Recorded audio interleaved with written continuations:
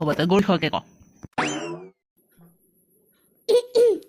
গৰু গৰু এবিধ ঘৰচীয়া জন্তু।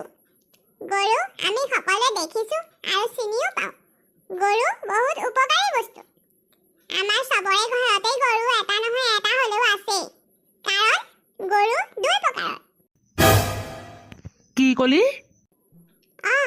গৰু দুই প্ৰকাৰৰ, এবিধ চাৰিঠেঙীয়া আৰু এবিধ দুঠেঙীয়া।